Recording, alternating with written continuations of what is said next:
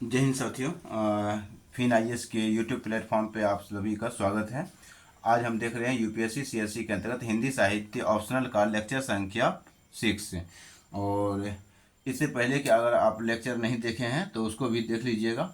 और पहले इस लेक्चर को देखिए, समझिए, अगर समझ में आता है तो आप वो पीछे वाले लेक्चर को देखते हुए अपना पाठ्यक्रम पूरा कंप्लीट कोर्स के साथ कर सकते हैं। ठीक। तो आज का जो हमारा पहले विचार है वो हम देख लेते हैं। तो यहाँ पे विचार है कि यदि मैंने जनता की कोई सेवा की है तो वह केवल मेरे धैर्यवान विचार के कारण है, यानी कि पेशेंस थॉट के वजह से है। और इसके जो लेखक हैं, वो जो ये जो विचार दिए हैं वो कौन दिए हैं, तो आइजैक न्यूटन ने दिए हैं। तो इसका मतलब अगर हम आपको लोगों को समझाएं तो यहाँ पे पंक्ति के माध्यम से अगर हम अपने संदर्भ में लें तो देखते हैं कि यदि मैंने कोई जनता की सेवा की है तो वह केवल मेरे धैर्यवान विचार के कारण है। धैर्यवान विचार का मतलब हो गया कि अगर हम कोई सेवा कर रहे हैं तो कोई ना कोई स्वार्थ छुपा हो रहा होता है। ठीक है। और सेवा का मतलब होता है कोई स्वार्थ, लेकिन यहाँ पे क्या है कि बिना कोई स्वार्थ की वजह से अगर वो सेवा दे रहा है तो वो धैर्यवान विचार के कारण ही हो सकता है, तो जो कि हम दे रहे हैं। और यहाँ पे ये भी देख रहे होंगे, जब अच्छी चीज़ मिलता है तो आदमी नहीं देखता है, अच्छे चीज़ मिलता है तो आदमी नहीं समझता है और पीडीएफ के पीछे भागता है। तो पीडीएफ पड़ा कपड़ा रहता है और भीड़ का हिस्सा बन के रह जाता है और कुछ नहीं कर पाता है। तो चलिए हम बिना कोई बकवास किए आगे बढ़ते हैं। और आज का जो हमारा टॉपिक है, आज का जो विषय वस्तु है वो है प्रश्न पत्र 1 का खंड क हम देख रहे हैं। और खंड क में जो सिलेबस में दिया हुआ है, हिंदी भाषा और नागरी लिपि का इतिहास। और इसके संदर्भ में इसमें कई सारे पॉइंट हैं। पहला पॉइंट है अपभ्रंश अवहट्ट प्रारंभिक हिंदी का व्याकरणिक तथा अनुप्रयुक्त स्वरूप, जिसको मैंने पढ़ लिया है। दूसरा पॉइंट है मध्यकाल में ब्रज और अवधि का साहित्यिक भाषा के रूप में विकास, इसको भी हमने पढ़ लिया है। तीसरा पॉइंट है सिद्ध एवं नाथ साहित्य, खुसरो संत साहित्य, रहीम आदि कवियों की दक्षिणी हिंदी में खड़ी बोली का प्रारंभिक स्वरूप, इसको भी हमने पढ़ लिया है। आज जो हमारा टॉपिक है वो चौथा नंबर का टॉपिक है 19वीं शताब्दी में खड़ी बोली और नागरी लिपि का विकास, इसको आज हम पढ़ने वाले हैं। तो चलिए स्टार्ट करते हैं। अगर ये विचार लिखना चाहें तो आप लिख सकते हैं, 1 मिनट के लिए आपको टाइम दे रहे हैं। नहीं लिखना चाहें तो कोई बात भी नहीं है।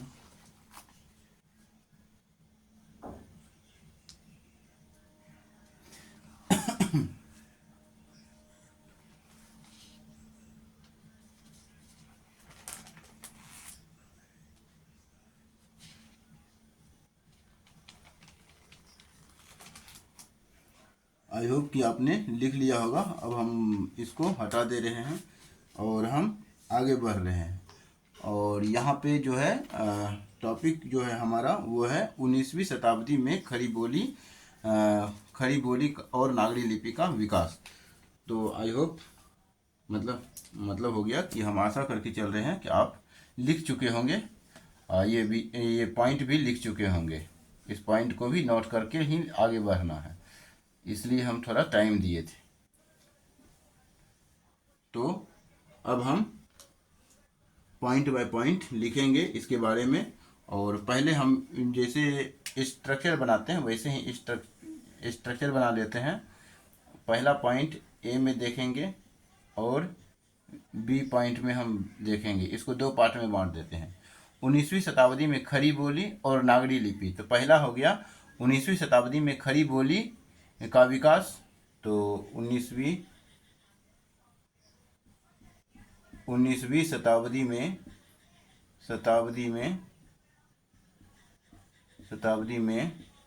खड़ी बोली का विकास। 19वीं शताब्दी में खड़ी बोली का विकास। और दूसरा पॉइंट है 19वीं शताब्दी में 19वीं शताब्दी में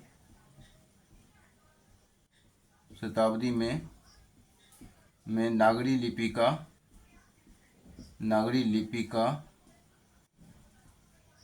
का विकास।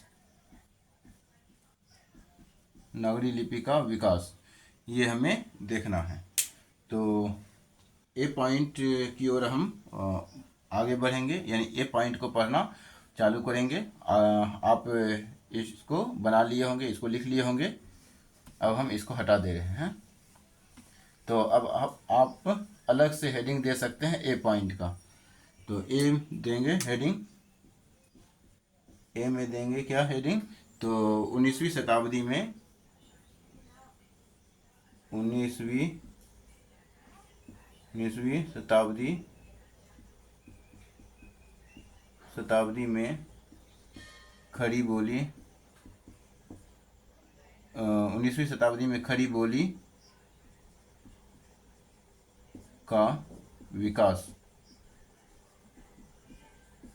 तो इसके बारे में अब हम विस्तार से चर्चा करने जा रहे हैं। तो चर्चा करते करते ही आपको लिख भी लेना है और समझ भी लेना है, पढ़ भी लेना है। तो यहाँ पे आप लिखेंगे क्या कि 19वीं शताब्दी में खड़ी बोली का विकास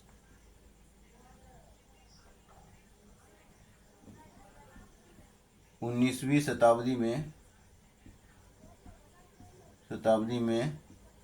19वीं शताब्दी में खड़ी बोली 19वीं शताब्दी में खड़ी बोली का विकास एक महत्वपूर्ण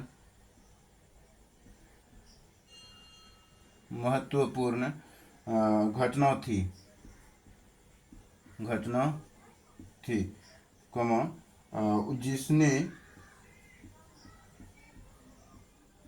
जिसने हिंदी साहित्य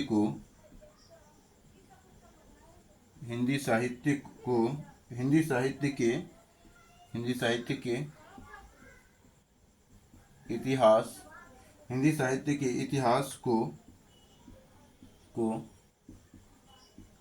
आकार देने में महत्वपूर्ण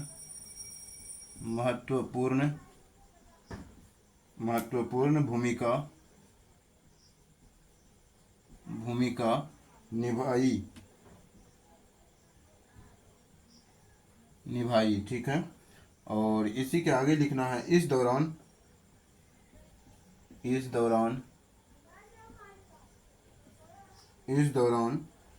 खड़ी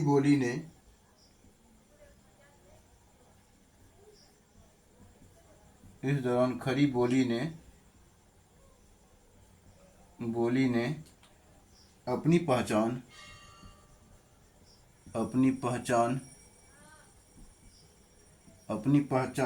बनाई और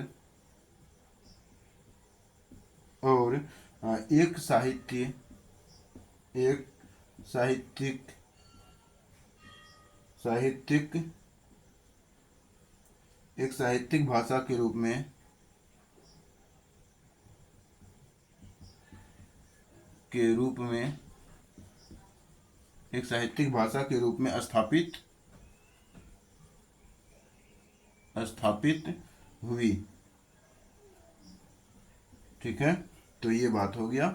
और तो इसमें हमने क्या बताया कि 19वीं शताब्दी में खड़ी बोली का विकास महत्वपूर्ण घटना थी, जिसने हिंदी साहित्य के इतिहास को आकार देने में महत्वपूर्ण भूमिका निभाई। इस दौरान खड़ी बोली ने अपनी पहचान बनाई और एक साहित्यिक भाषा के रूप में स्थापित हुई। एक चीज यहाँ पे देखा जाता है, ख को लिखने में समस्या। ठीक है। एक ऐसे लिखता है ख, एक ऐसे लिखता है ख। ठीक, ऐसे लिखता है ख, तो ये गलत है, ये सही है। क्योंकि ये रव हो गया, र व हो गया, ये अलग हो गया, ये अलग हो गया। ख को जो लिखते हैं ना, इसको सटा करके लिखते हैं। ठीक है, इसको इसमें सटा देते हैं, तब हो गया ये पूरा ख। ठीक है। तो इसको आप गलत नहीं करेंगे लिखने के टाइम पे। ये महत्वपूर्ण बिंदु था और जिसको बताना बहुत अनिवार्य था, इसलिए हम बताते चलते हैं। व्याकरण के बारे में भी, व्याकरण मतलब हिंदी लेखन शैली भी यहाँ से आप लोगों का सुधर जाएगा अगर लिखते रहिएगा तो।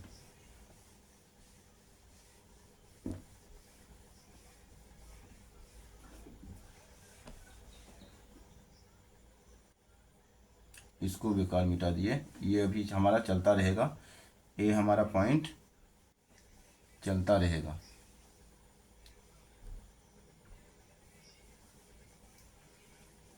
इसी को हम पूरा फिर से जो मिट गया है उसी को हम लिख रहे हैं। 19वीं शताब्दी में खड़ी बोली का विकास, यही टॉपिक था हमारा। इसमें इसके बारे में हमने परिचय को देख लिया। पहला जो पॉइंट था वो परिचय से संबंधित था। परिचय अगर नहीं दिए होंगे हेडिंग तो परिचय दे सकते हैं, ठीक है। तो परिचय हमने पढ़ लिया, ठीक। अभी जो हम इन बताए वो परिचय से संबंधित था। अब हम लिखेंगे विकास के कारण। तो विकास जो हुआ तो इसके विकास के कारण लिखेंगे। तो इसको हटा देते हैं, विकास के कारण लिखते हैं। विकास के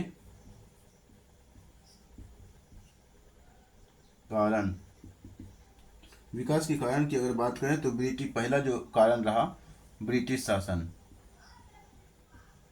ब्रिटिश शासन, ठीक है। तो ब्रिटिश शासन के अंतर्गत आपको लिखना है कि ब्रिटिश शासन के दौरान, ब्रिटिश शासन के दौरान, ब्रिटिश शासन के दौरान खड़ी बोली को, खड़ी बोली को, खड़ी बोली को बढ़ावा मिला, बढ़ावा मिला। खड़ी बोली को क्या मिला? बढ़ावा मिला, क्योंकि यह एक, क्योंकि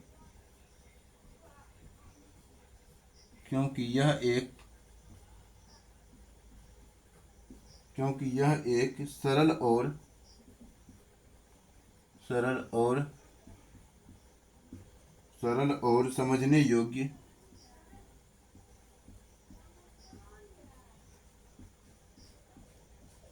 समझने योग्य भाषा थी,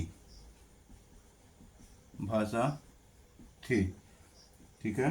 और दूसरा पॉइंट आप लिखेंगे, दूसरा पॉइंट में लिखेंगे इसी के अंतर्गत कि शिक्षा और साहित्य, शिक्षा और साहित्य,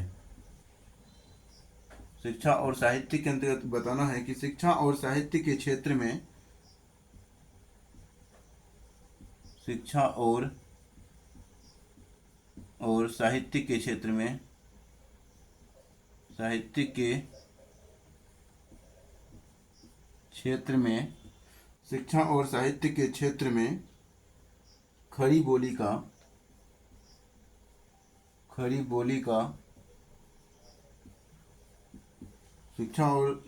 शिक्षा और साहित्य के क्षेत्र में खड़ी बोली को बढ़ावा मिला। खड़ी बोली, ठीक है, ठीक ही था। खड़ी बोली का प्रयोग बढ़ा, यह बढ़ावा मिला, ठीक है, वैसे भी लिख सकते हैं बढ़ा, जिससे यह एक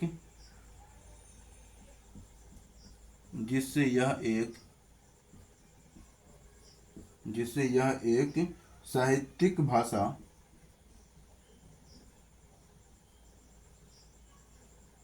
साहित्यिक भाषा के रूप में स्थापित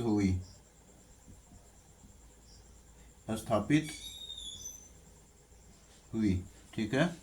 तो ये हो गया हमारा दूसरा पॉइंट। दूसरा पॉइंट को लिखने के बाद तीसरी विशेषता बताएं, यानी कि तीसरा कारण बताएंगे। इसको जल्द से जल्द आप लिख लेंगे।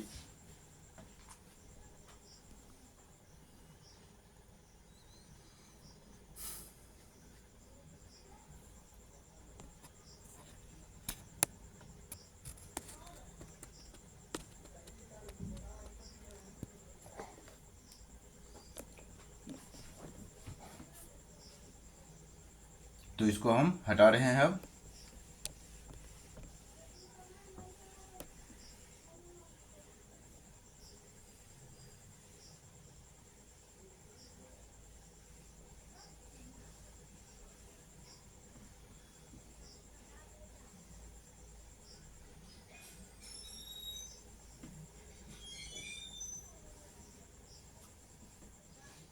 तो तीसरी विशेषताओं में लिखेंगे प्रमुख लेखकों का योगदान भी रहा इसमें, कारण में प्रमुख लेखकों का योगदान, प्रमुख लेखकों का योगदान। इसमें लिखेंगे आप कि भारतेंदु हरिश्चंद्र, भारतेंदु हरिश्चंद्र, भारतेंदु हरिश्चंद्र, हरिश्चंद्र ये होगा हरिश्चंद्र। अब प्रेमचंद,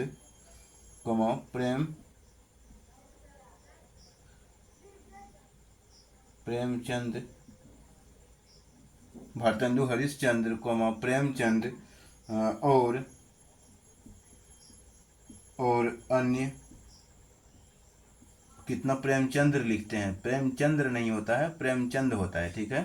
तो ये सही है, आप ध्यान में रखेंगे। तो और अन्य प्रमुख लेखकों, अन्य प्रमुख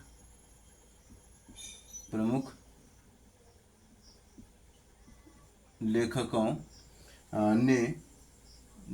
ने खड़ी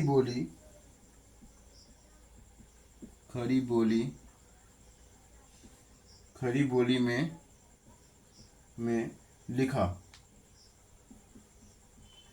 खड़ी बोली में लिखा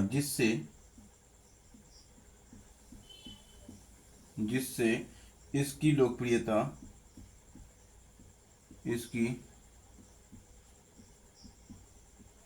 लोकप्रियता बढ़ी। तो ये हो गया हमारा 3 प्रमुख कारण हो गया। अब हम इसी के अंतर्गत अगला पॉइंट लिखेंगे। अगला पॉइंट नेक्स्ट टॉपिक हो जाएगा इसी के अंतर्गत कि खड़ी बोली के विकास की विशेषताएं क्या रहा, तो उसके बारे में भी हम लिखेंगे। खड़ी बोली के विकास की विशेषताएं।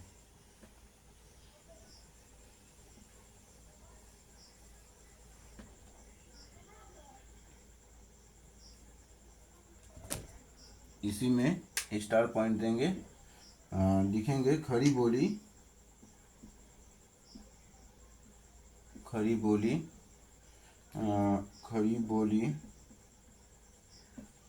के विकास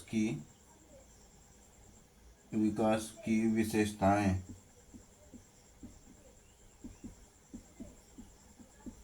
ठीक है, खड़ी बोली के विकास की विशेषताएं। इसमें लिखना है कि सरल और स्पष्ट भाषा। पहला पॉइंट जो लिखना है कि खड़ी बोली की प्रमुख विशेषता, खड़ी बोली की एक प्रमुख विशेषता,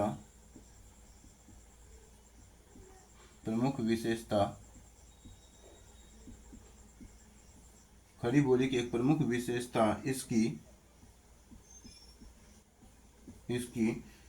सरल और स्पष्ट भाषा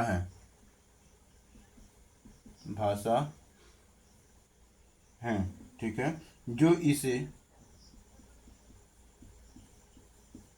इसे समझने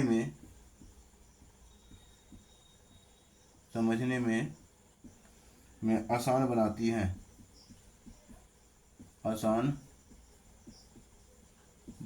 है। ठीक है, दूसरा पॉइंट इसमें लिखेंगे कि इसका जो है खड़ी बोली का व्यापक प्रयोग हुआ था। ये भी विशेषताएं ही हैं कि खड़ी बोली का प्रयोग विभिन्न क्षेत्रों में, खड़ी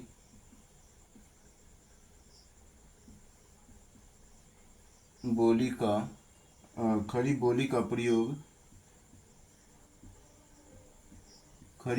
प्रयोग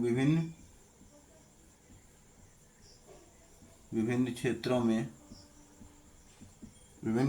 में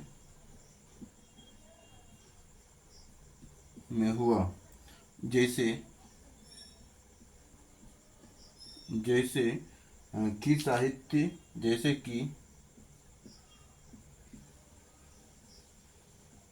साहित्य कुमार शिक्षा, साहित्य कुमार शिक्षा और और प्रशासन में, प्रशासन में, ठीक है।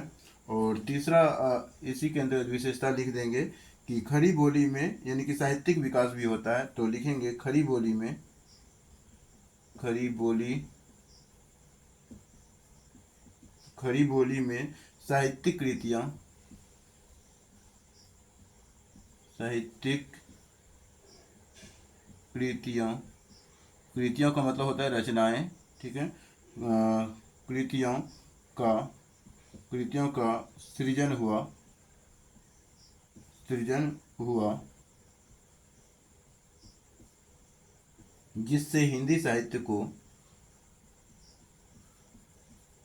जिससे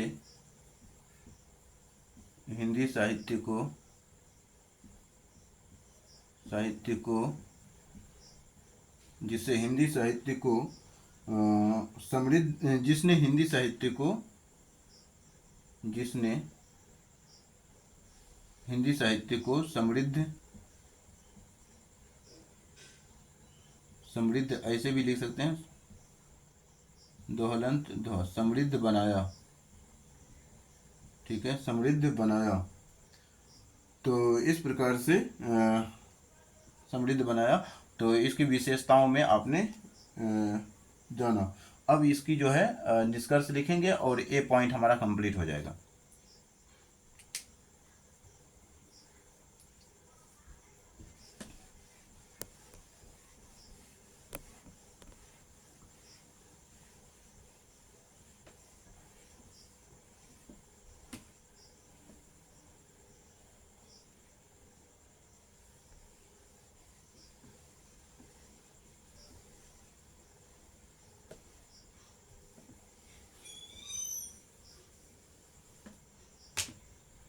निष्कर्ष देंगे स्टार पॉइंट में।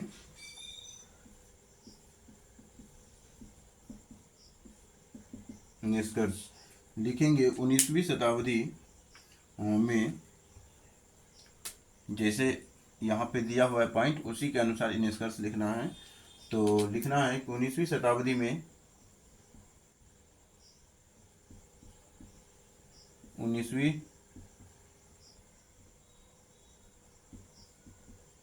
शताब्दी में, 19वीं शताब्दी में खड़ी बोली की बात हो रहा है तो खड़ी बोली के ही निष्कर्ष लिखेंगे। तो खड़ी बोली का विकास, खड़ी बोली का विकास, 19वीं शताब्दी में खड़ी बोली का विकास एक महत्वपूर्ण घटना थी, का विकास एक महत्वपूर्ण घटना थी। ये जो कि इंट्रोडक्शन से भी कुछ पॉइंट उठा लेंगे। घटना थी, निष्कर्ष ऐसे लिखा जाता है, ठीक है। पूरे का निचोड़ होता है निष्कर्ष में। और जिसने हिंदी साहित्य का साहित्य के इतिहास को, जिसने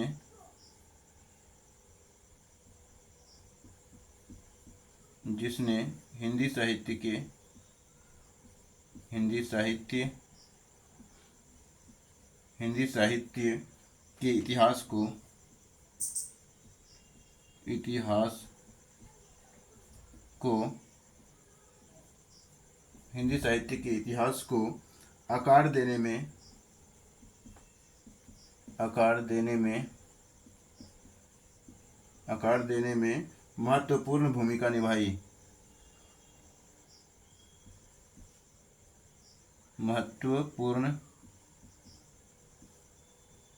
महत्वपूर्ण भूमिका, महत्वपूर्ण भूमिका निभाई, महत्वपूर्ण भूमिका निभाई, ठीक है। खड़ी बोली, खड़ी बोली,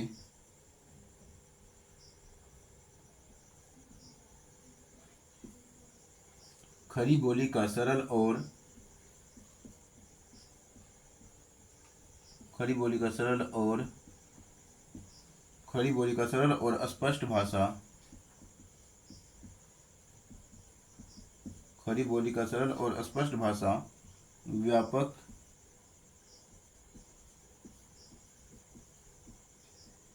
व्यापक प्रयोग और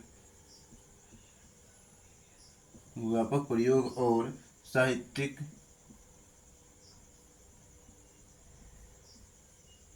साहित्यिक विकास में साहित्यिक विकास में साहित्यिक विकास में इसे एक प्रमुख साहित्यिक भाषा के रूप में इसे एक प्रमुख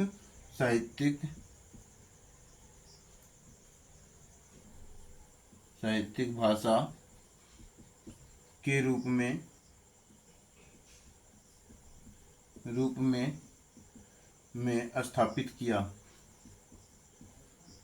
स्थापित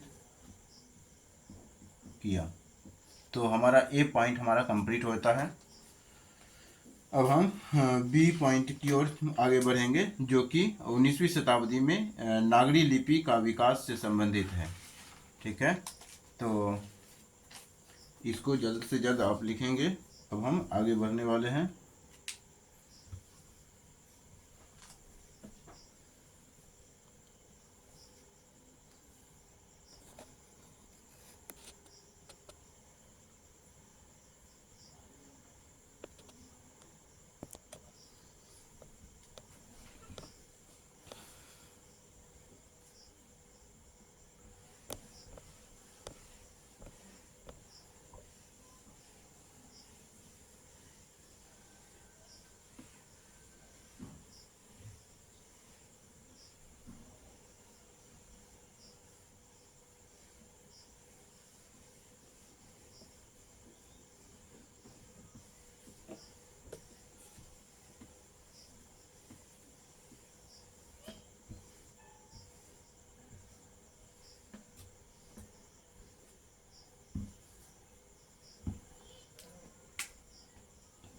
लिखेंगे 19वीं शताब्दी में नागरी लिपि का विकास। बी पॉइंट,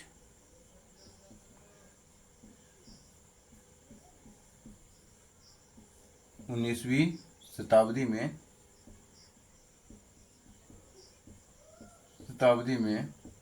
नागरी लिपि का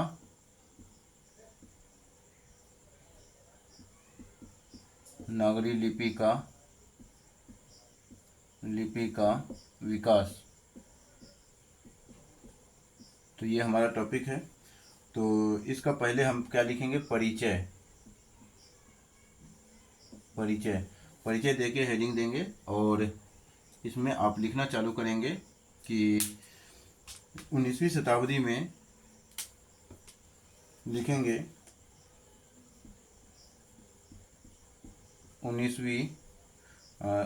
19वीं शताब्दी में 19वीं शताब्दी में नागरी लिपि का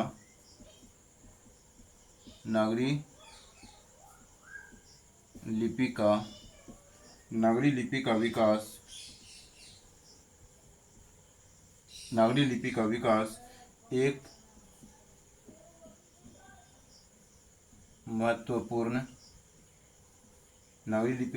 एक महत्वपूर्ण घटना थी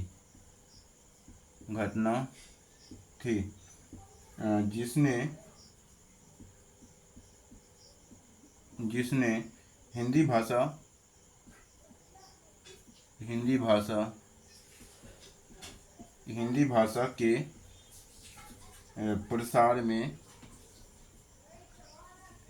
के प्रसार और विकास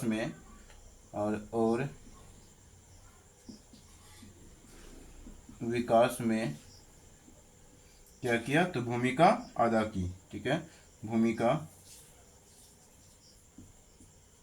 भूमिका निभाई। ठीक है, तो ये हो गया। इस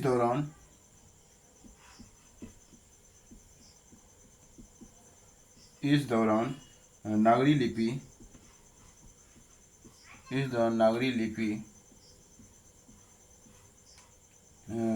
नागरी लिपि को मानकीकृत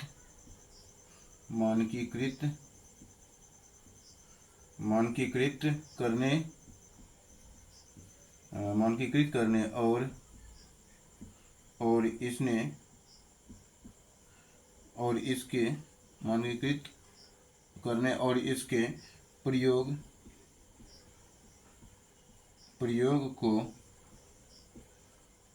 को बढ़ावा देने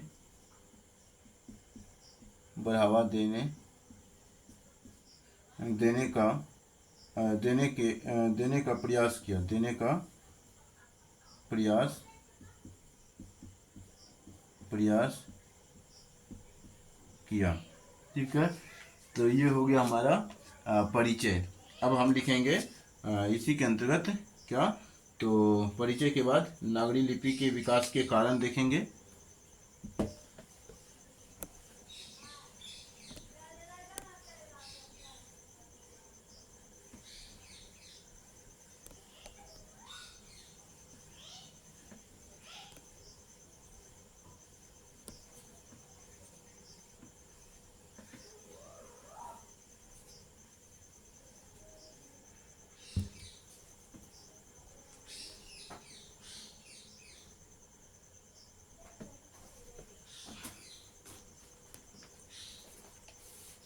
तो लिखते चलेंगे नागरी लिपि के विकास के कारण।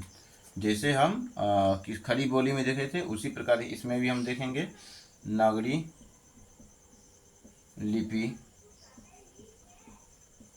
लिपि के विकास के कारण। ठीक है, तो इसको देखना है। इसमें आपको देखना है कि पहला पॉइंट ब्रिटिश शासन के दौरान, पहला पॉइंट लिखेंगे कि ब्रिटिश शासन के दौरान नागरी लिपि को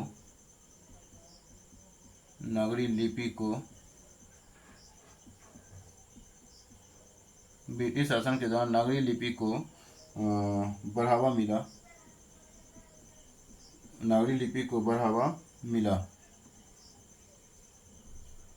मिला क्योंकि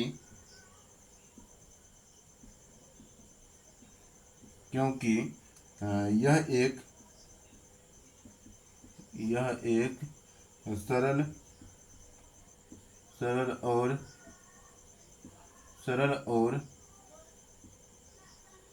सरल और वैज्ञानिक लिपि थी।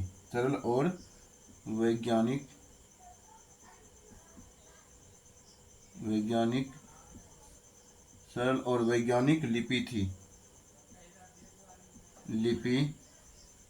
ठीक, दूसरा पॉइंट आप लिखेंगे कि शिक्षा के प्रसार ने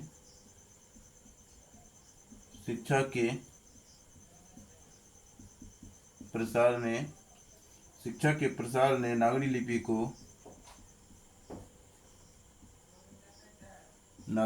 को एक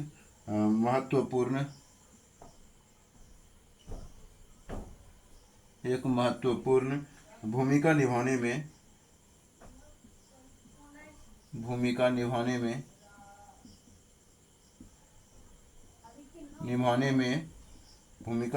में मदद की क्योंकि यह लिपि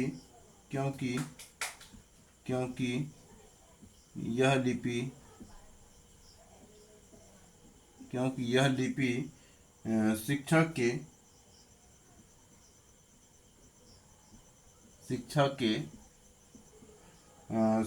के लिए अनुप्रयुक्त थी। शिक्षा के लिए उपयुक्त थी।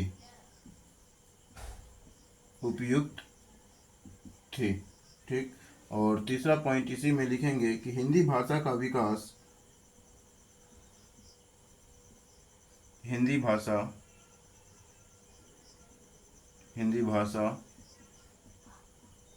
का यह हिंदी भाषा का विकास या नागरी लिपि का विकास, हिंदी भाषा का विकास में नागरी लिपि का विकास हुआ। तो नागरी लिपि के विकास ने, इसी में लिखेंगे, इसको हटा ही देते हैं। तो नागरी लिपि के विकास ने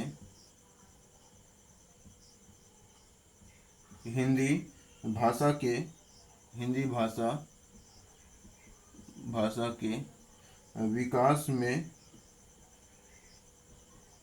विकास में महत्वपूर्ण भूमिका निभाई।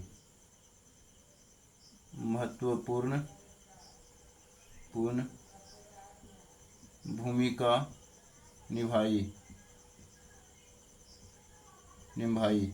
ठीक है। और क्योंकि यह लिपि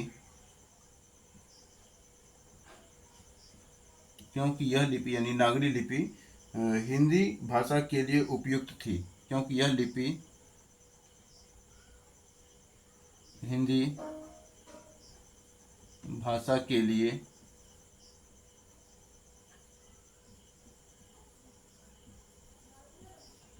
उपयुक्त थी। ठीक है। तो इस प्रकार से ही आंसर का भी फॉर्मेटिंग होता है, और ऐसे ही आप लिखेंगे तो आंसर प्रभावी बन जाएगा। अब हम नागरी लिपि के विकास के कारण को जानने के बाद हम नागरी लिपि के विकास की विशेषताएं भी देखेंगे।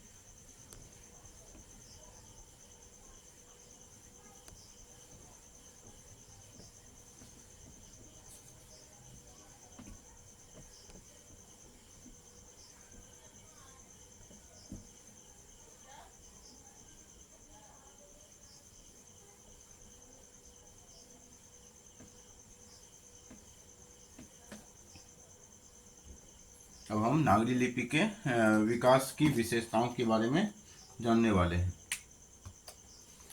लिखेंगे नागरी लिपि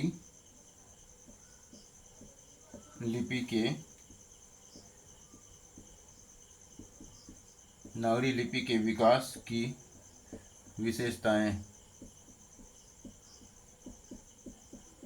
नागरी लिपि के विकास की विशेषताएं। ठीक है। तो इसमें लिखना है कि पहला पॉइंट जो लिखना है, नागरी लिपि की एक प्रमुख विशेषता, नागरी लिपि की एक प्रमुख विशेषता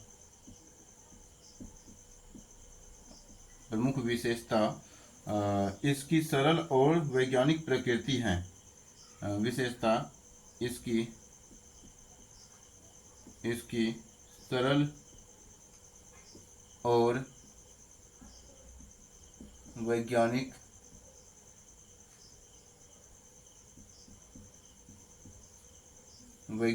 प्रकृति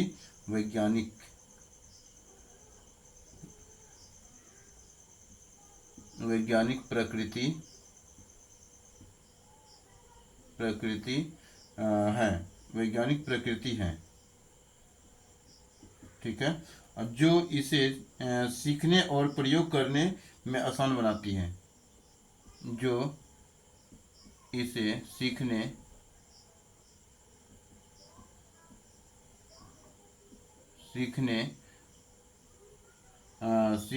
और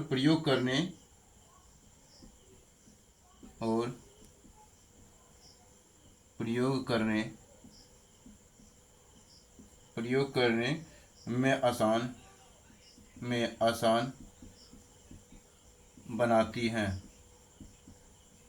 आसान बनाती हैं। दूसरा पॉइंट लिखेंगे कि नगरी लिपि का मानकीकरण,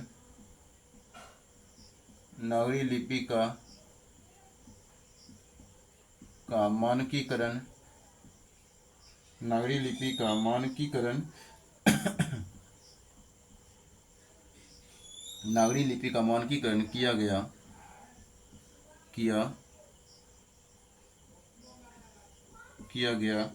जिससे इसके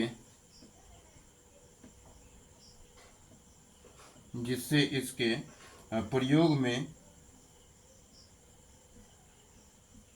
में एकरूपता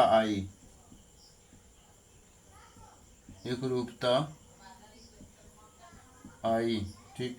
और तीसरा लिखेंगे कि नागरी लिपि का प्रयोग, नागरी लिपि का प्रयोग, नागरी लिपि का प्रयोग विभिन्न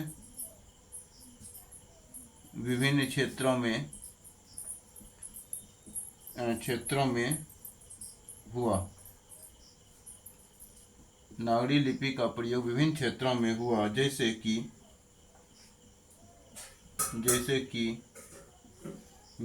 शिक्षा प्रशासन और साहित्य में। तो ये पॉइंट हो गया। और तो नागरी लिपि के विकास के जो 3 कारण हैं, ये 3 कारण प्रमुख हैं, इसको आप लिख लेंगे। और लास्ट जो है इसमें हम लिखेंगे निष्कर्ष। ठीक। तो ये हमारा चौथा पॉइंट भी कंप्लीट हो जाएगा। तो उसके बाद देखते हैं, अगर टाइम बचता है तो नेक्स्ट पॉइंट उठा लेंगे, नहीं तो फिर छोड़ देंगे।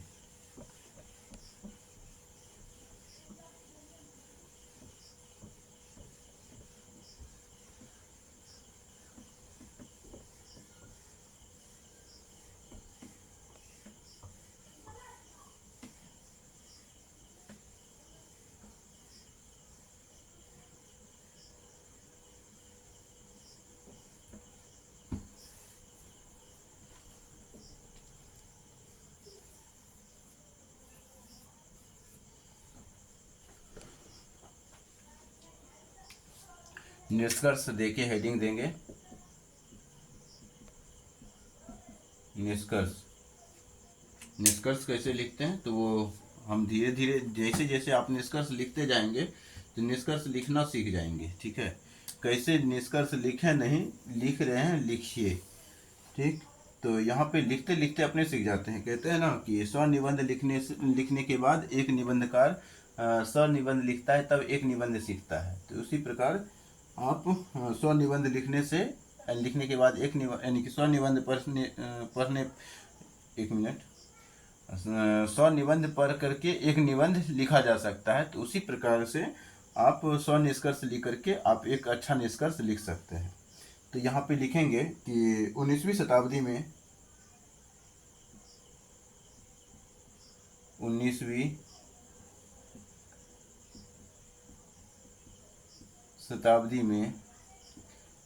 शताब्दी में नागरी लिपि 19वीं शताब्दी में नागरी लिपि का विकास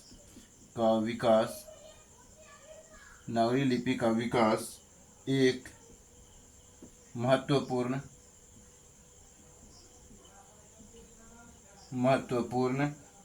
घटना थी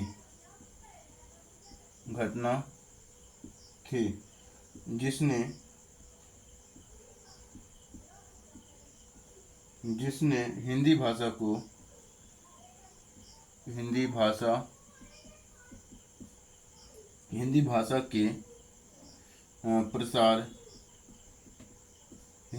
के प्रसार और विकास हिंदी भाषा के प्रसार और विकास में महत्वपूर्ण महत्वपूर्ण भूमिका निभाई, भूमिका निभाई। ठीक है। और नागरी लिपि, नागरी लिपि, नागरी लिपि नागरी लिपि की सरलता, नागरी लिपि की सरलता या फिर नागरी लिपि की सरलता और वैज्ञानिकता, नागरी लिपि की सरलता और यह सरल, नागरी लिपि की सरल और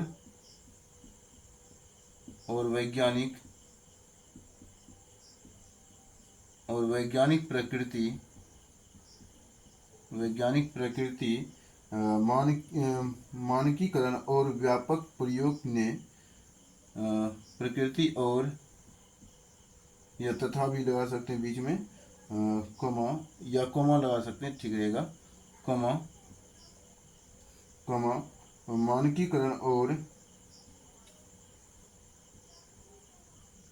मानकीकरण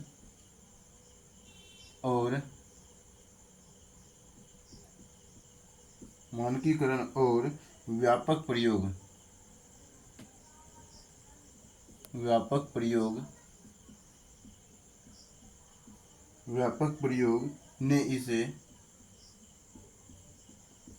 इसे एक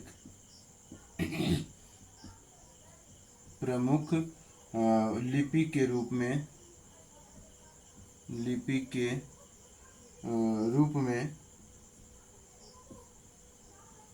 रूप में स्थापित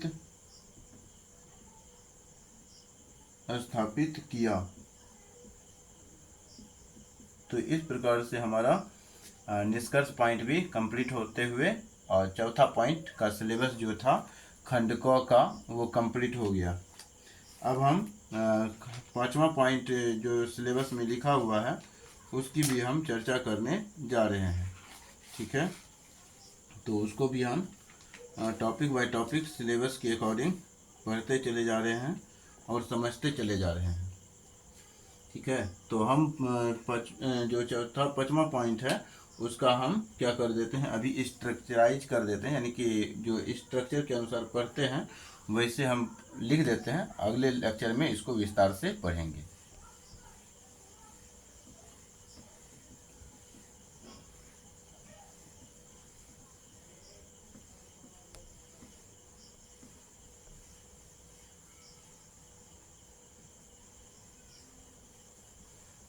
टॉपिक दे देना है, टॉपिक क्या पढ़ना है अगले लेक्चर में उसके बारे में हम थोड़ा सा चर्चा कर देते हैं।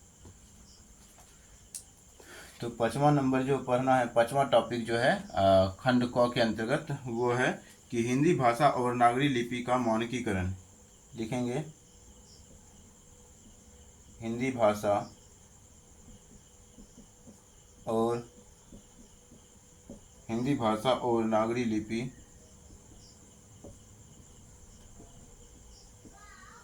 का मानकीकरण। ठीक, तो इसकी अगर बात करें तो दो पार्ट में इसको भी बांटेंगे। पहला पार्ट में हो जाएगा और पहला पार्ट में ए बोलेंगे, इसको बोलेंगे हिंदी भाषा का मानकीकरण, हिंदी भाषा का मानकीकरण, हिंदी भाषा का मानकीकरण। बी पॉइंट में बोलेंगे नागरी लिपि का मानकीकरण, नागरी लिपि का मानकीकरण, हिंदी भाषा का मानकीकरण और नागरी लिपि का मानकीकरण। अब हमें क्या क्या पढ़ना है वो देखेंगे दोनों पॉइंट में। थोड़ा हम टॉपिक बना लेते हैं, अगले टॉपिक के बारे में अगले क्लास में डिस्कशन होगा। तो पहला जो हम देखेंगे इसके अंतर्गत क्यों हुआ, पहला जो पॉइंट हो जाएगा क्यों हुआ जिसमें कि उद्देश्य निहित होगा, उद्देश्य। दूसरा क्या लिखेंगे, चरण क्या है, और इसका तीसरा पॉइंट में जो लिखेंगे मानकीकृत रूप क्या है, तो मानकीकरण के रूप पे चर्चा करेंगे। चौथा पॉइंट में जो है कब हुआ इसमें आ जाएगा, और चुनौतियाँ क्या रही इसको देखेंगे। उसके बाद फायदे इसके भी देखेंगे, फायदे। और मानकीकरण होने के बाद हिंदी का जब मानकीकरण हो जाता है तो उसका फायदा क्या हुआ, फायदे को देखेंगे, और उसके बाद निष्कर्ष लेकर के इसमें हम समाप्त कर देंगे। ठीक, उसी प्रकार इसमें भी हम टॉपिक बनाएंगे कि इसमें भी इसका भी क्या हुआ, नागरी लिपि का मानकीकरण क्या हुआ, क्यों, तो उद्देश्य से संबंधित है,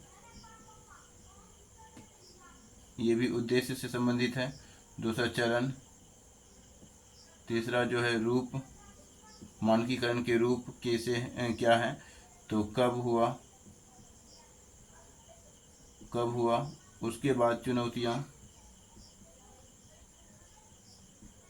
चुनौतियों के बारे में चर्चा करेंगे, और फायदे की बात करेंगे, और हम निष्कर्ष को लिख करके इसको यानी 5वां पॉइंट को समाप्त करेंगे, जो अभी समाप्त नहीं हो रहा है, अगले लेक्चर में समाप्त होगा, लेक्चर संख्या 7 में। तो अगर थोड़ा सा हम बात करें हिंदी भाषा के नागरी लिपि और मानकीकरण के बारे में, तो आप लोगों को मालूम होगा कि हिंदी भाषा के मानकीकरण का उद्देश्य जो था, भाषा को एक रूपता प्रदान करना, सरलता प्रदान करना, और सर्वस्वीकारी रूप देना था। मतलब सभी स्वीकार करें, ये रूप देने के लिए इसका मानकीकरण किया गया, ताकि यह पूरे भारत में संप्रेषण, शिक्षा, प्रशासन और साहित्य की भाषा बनकर उभरे। और भारत में हिंदी की अनेक बोलियां जैसे कि अवधी, ब्रज, भोजपुरी, मगही आदि प्रचलित थी उस समय, तो अभी भी प्रचलित हैं, जिससे एक समान भाषा के रूप में आवश्यकता महसूस हुई उस समय। फिर मानकीकरण की आवश्यकता के कारण जो है, अगर कारण की बात करें तो इसमें जो है विभिन्न बोलियों के कारण समझ में कठिनाई को आसान बनाने के लिए किया गया था। प्रशासन और शैक्षणिक कार्यों के लिए एक समान भाषा की जरूरत थी। और तीसरा की अगर हम बात करें तो राष्ट्रीय एकता और सांस्कृतिक पहचान को सुदृढ़ बनाने के लिए ऐसा कार्य चल रहा था। तो इस सब की चर्चा हम विस्तार से हम अगले लेक्चर में ही करेंगे, तो ठीक रहेगा। और अभी अगर थोड़ा सा बात करें तो थोड़ा सा हम रिवीजन करवाना चाहेंगे। अब तक जो हमने पढ़ा उसके बारे में हम थोड़ा रिवीजन करवा देते हैं।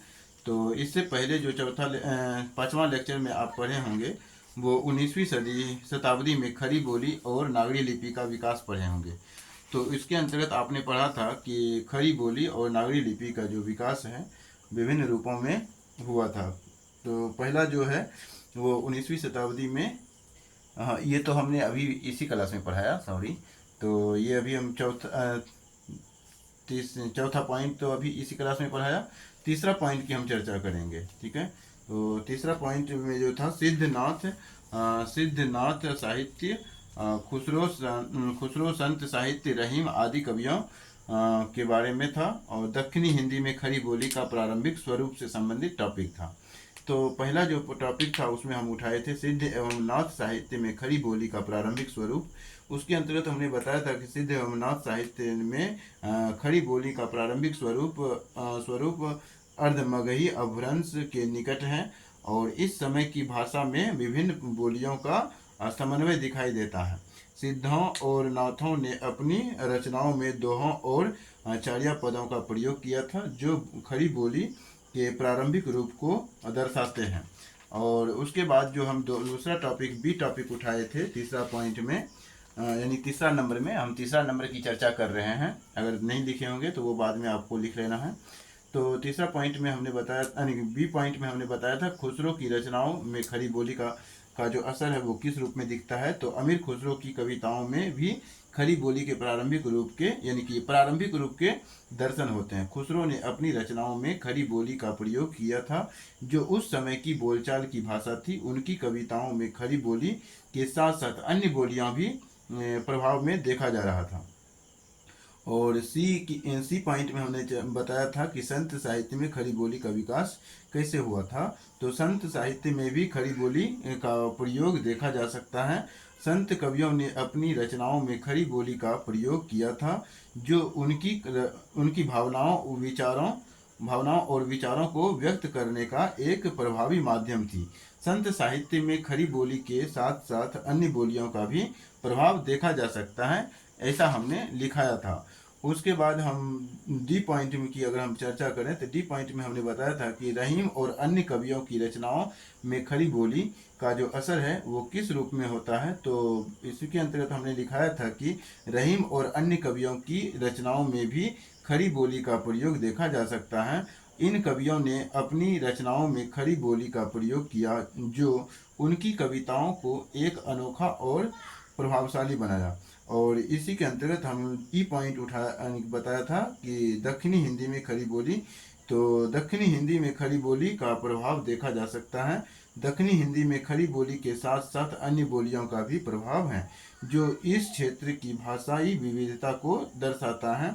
और एफ पॉइंट में हमने निष्कर्ष की चर्चा किया था। तो सिद्ध एवं नाथ साहित्य, खुसरो, संत साहित्य, रहीम और अन्य कवियों की रचनाओं में खड़ी बोली का प्रारंभिक स्वरूप देखा जा सकता है। इन रचनाओं में खड़ी बोली के साथ साथ अन्य बोलियों का प्रभाव है, जो उस समय की भाषाई विविधता को दर्शाता है। तो आपने लिखा होगा खड़ी बोली का यह प्रारंभिक स्वरूप आगे चलकर आधुनिक हिंदी का रूप ले लेता है। तो यही इसके विकास का क्रम था।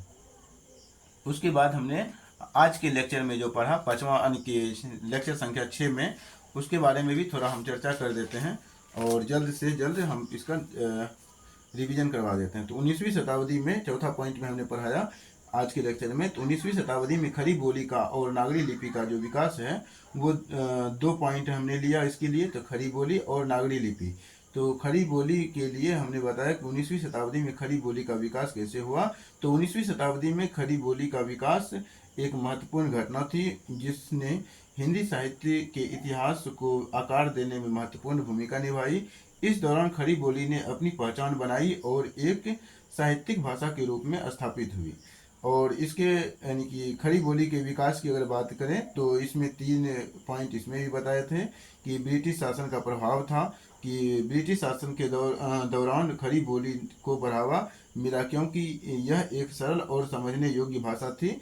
और दूसरा पॉइंट बताए थे कि शिक्षा और साहित्य का भी असर था। तो शिक्षा और साहित्य के क्षेत्र में खड़ी बोली का प्रयोग बढ़ा, जिससे यह एक साहित्यिक भाषा के रूप में स्थापित हो गई। और तीसरा पॉइंट के बारे में हमने बताया कि प्रमुख लेखकों का भी इसमें योगदान रहा था। तो भारतेंदु हरिश्चंद्र, प्रेमचंद और अन्य प्रमुख लेखकों ने खड़ी बोली में लिखा, जिससे इसकी लोकप्रियता बढ़ गई। और खड़ी बोली के विकास की जो प्रमुख विशेषताएं हैं वो 3 विशेषताओं के बारे में हम चर्चा की है। तो खड़ी बोली की एक प्रमुख विशेषता इसकी सरल और स्पष्ट भाषा है, जो इसे समझने में आसान बनाती है। दूसरा पॉइंट में हमने लिखाया था कि खड़ी बोली का प्रयोग विभिन्न क्षेत्रों में हुआ है, जो कि साहित्य, शिक्षा और प्रशासन में इसके दर्शन होते हैं। और साहित्य विकास की बात करें तो खड़ी बोली में साहित्यिक कृतियों का सृजन हुआ, जिससे हिंदी साहित्य को समृद्ध बनाने में भूमिका निभाई।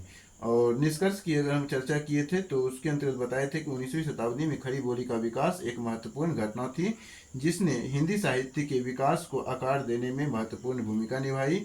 खड़ी बोली की सरलता और स्पष्टता, भाषा के व्यापक प्रयोग और साहित्य विकास ने इसे एक प्रमुख साहित्य भाषा के रूप में स्थापित कर दिया। तो ये हो गया था हमारा ए पॉइंट, तीसरा का ए पॉइंट हो गया था। और बी पॉइंट यानी कि चौथा का ए पॉइंट हुआ था। और बी पॉइंट की अगर हम बात करें तो उसमें बताए थे कि 19वीं शताब्दी में नागरी लिपि का विकास कैसे हुआ। तो 19वीं शताब्दी में नागरी लिपि का विकास एक महत्वपूर्ण घटना थी। इसमें भी वैसे ही लिखना है जैसे कि खड़ी बोली के बारे में लिखा था। तो जिसने हिंदी भाषा के प्रसार और विकास में महत्वपूर्ण भूमिका निभाई, और इस दौरान नागरी लिपि को मानकीकृत करने और इसके प्रयोग को बढ़ावा देने के प्रयास किए गए।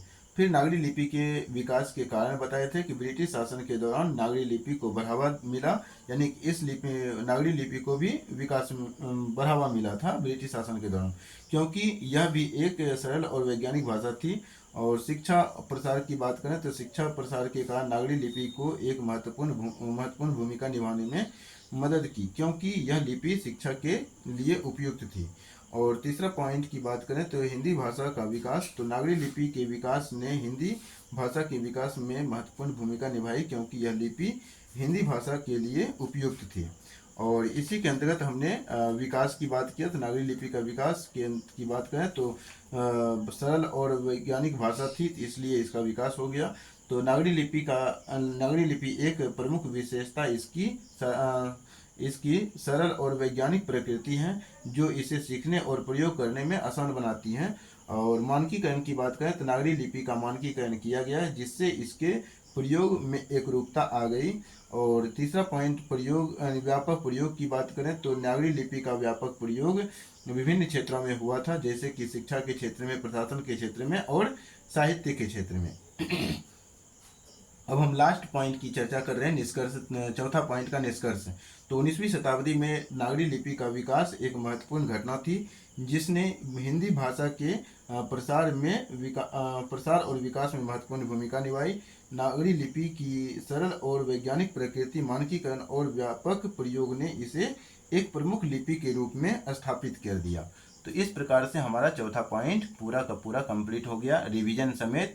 रिवीजन जो देखे हम वो लेक्चर संख्या 5 का और लेक्चर संख्या 6 का भी रिवीजन हमने कर लिया। आई होप कि आप लोगों को ये लेक्चर अच्छा लगा होगा, और अगर अच्छा लग रहा है तो जिसका हिंदी साहित्य है रखना चाहते हैं वो तो ठीक है, और अगर कोई आसपास हिंदी साहित्य से ग्रेजुएट कर रहे हैं या फिर 12th में हिंदी मुख्य विषय है तो उसको भी आप शेयर कर सकते हैं, ताकि हिंदी की जो बैकग्राउंड है, उत्पत्ति है, ये सारी चीज़ें समझ सकें। धन्यवाद।